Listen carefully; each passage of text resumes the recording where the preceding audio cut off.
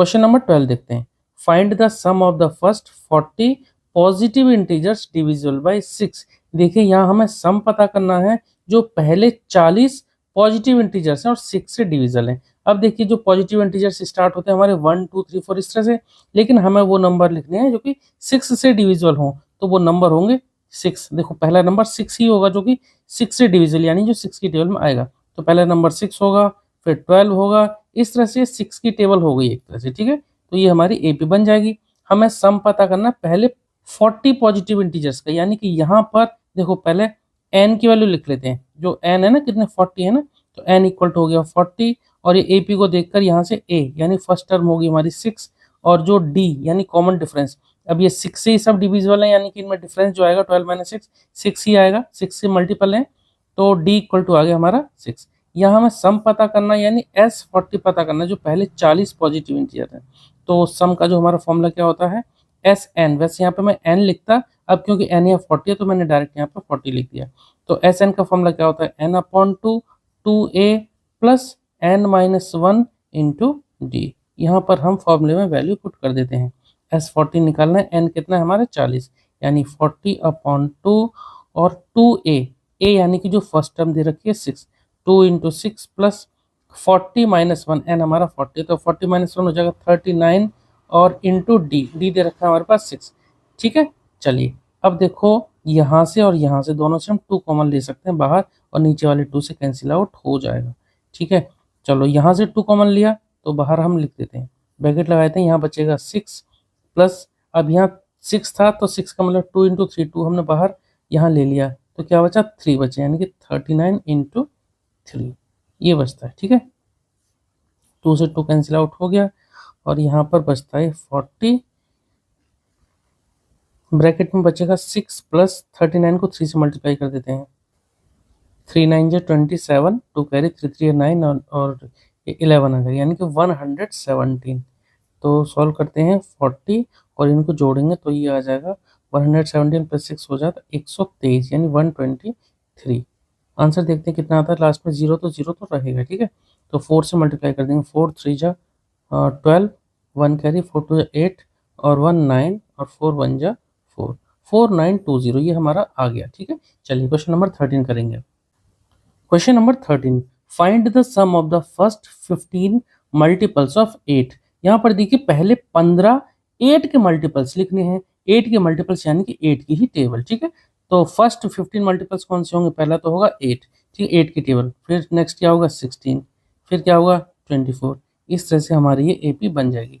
अब क्योंकि first 15 multiples हैं तो इसका मतलब n इक्वल टू हो गया हमारा 15, और a यानी फर्स्ट टर्म कितनी है 8 है, d क्योंकि सब 8 के मल्टीपल्स हैं तो डिफरेंस भी कितना होगा 8 ही होगा, ठीक है। अब हमें पता करना है सम, यानी कि S15 पता करना है।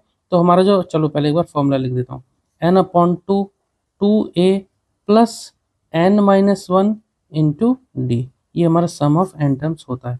S15 हमें पता करना है, यहाँ पर हमने n की जगह 15 लिख दिया है, तो n की जगह यहाँ पर हम लिख देते हैं 15, 15/2 2a, और a की वैल्यू कितनी है फर्स्ट टर्म यानी कि 8 प्लस n-1, तो 15 - 1 कितना हो जाएगा 14, और d यानी डिफरेंस कितना दे रखा है 8 दे रखा है, ठीक है। चलिए आगे सॉल्व करते हैं।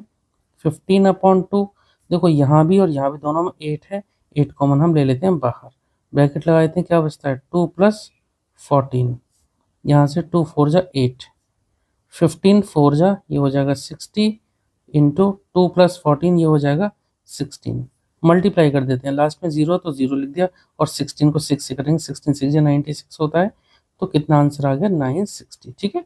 तो ये क्वेश्चन 13 हो गया। आप करेंगे क्वेश्चन नंबर 14। क्वेश्चन नंबर 14 करते हैं, find the sum of the odd numbers between 0 and 50। तो यहाँ हमें सम पता करना उन सभी ऑड नंबर्स का जो कि 0 एंड 50 के बीच में आते हैं। अब देखिए सबसे पहले तो आपको ऑड नंबर्स पता होने चाहिए कि ऑड नंबर्स होते क्या हैं। तो देखिए ऑड नंबर्स वो नंबर्स होते हैं जो कि 2 के टेबल में नहीं आते हैं, ठीक है। तो 0 से बड़ा पहला ऑड नंबर क्या होगा, ये होगा 1, 1 के बाद नेक्स्ट ऑड नंबर क्या होता है 3, क्योंकि 2 तो होगा नहीं, क्योंकि 2 तो 2 के टेबल में आ जाता है, तो 1 3, नेक्स्ट क्या होगा 5, फिर नेक्स्ट क्या होगा 7, इस तरह से ये सभी ऑड नंबर चलते हैं। और लास्ट में, क्योंकि लास्ट हमारा 50 है तो 50 तो इवन नंबर है, ऑड नहीं है, तो 50 से जस्ट पहले यानी कि इस एपी में लास्ट नंबर क्या होगा, वो होगा 49। ठीक है, 49 हमारे एक ऑड नंबर होता है। तो यहाँ देखो फर्स्ट टर्म ये आ गई हमारी 1, फर्स्ट टर्म आ गई 1, डी यानी कॉमन डिफरेंस, इनमें सभी में देखो 3 - 1 यानी कि 2 का अंतर है, 7 - 5 2 या 5 - 3 2, तो इनमें सब में जो कॉमन डिफरेंस है वो है 2।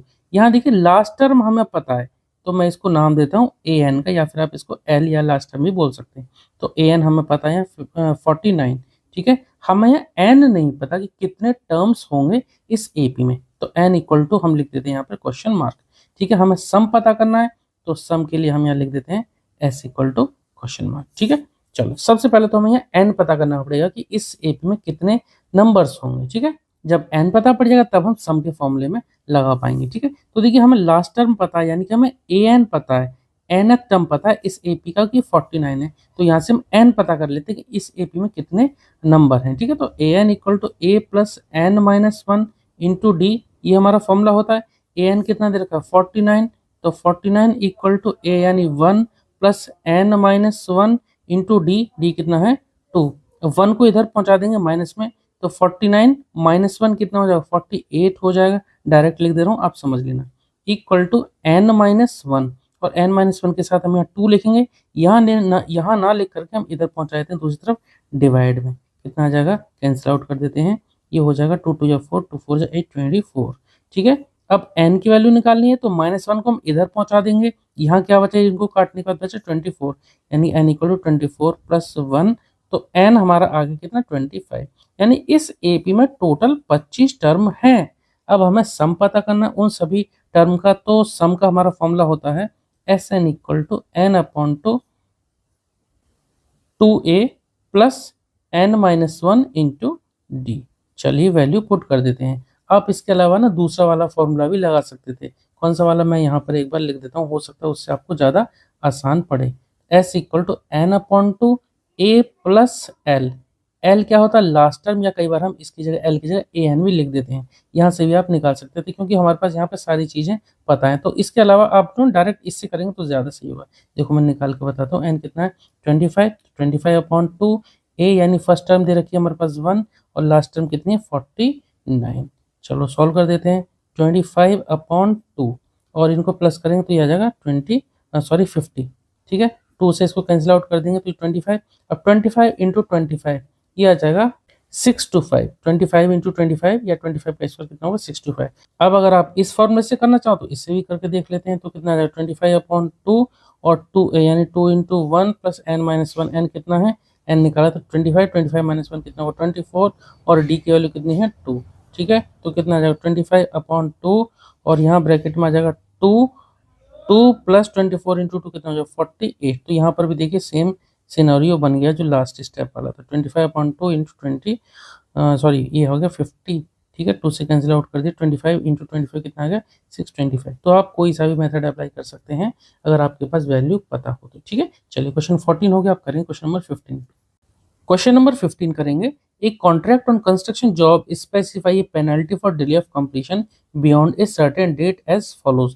देखिए कोई एक कंस्ट्रक्शन जॉब है कॉन्ट्रैक्ट बेसिस पर, वहां पर एक पेनल्टी को डिसाइड किया गया है, अगर कंप्लीशन डेट तक वो काम नहीं होता, डिले होता है, तो अगर किसी पर्टिकुलर डेट या किसी सर्टेन डेट से डिले होता है तो यहाँ पर जो पेनल्टी है 200 फॉर फर्स्ट डे, पहले दिन के लिए 200 रुपीज पेनल्टी देनी पड़ेगी अगर काम डिले हुआ पहले दिन यानी एक दिन के लिए, और 250 सेकंड डे के लिए, ऐसे 300 थर्ड डे के लिए, इसी तरह से।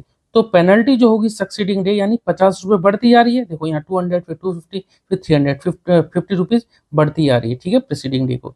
अब यहाँ पर पूछा है how much money the contractor has to pay as a penalty if he has delayed the work by 30 days. अब कॉन्ट्रैक्टर को कितनी पेनल्टी पे करनी पड़ेगी अगर काम डिले हुआ 30 डेज। तो देखिए 30 डेज ये तो हो गया एन, ठीक है, 200 250 तो ये हमारी एपी बन जाती 200 250 फिर 300, तो हमारा ए हो गया यानी कि फर्स्ट टर्म होगी 200, डी कितना आ जाएगा 50। चलिए इस डेटा को लिख लेते हैं और हम निकाल लेते हैं S30 यानी कि 30 डेज तक काम डिले हो रहा है तो S30 हमें पता करना, तो ये हम निकाल लेते हैं। ठीक है, चलिए इसको नोट कर लेते हैं पहले।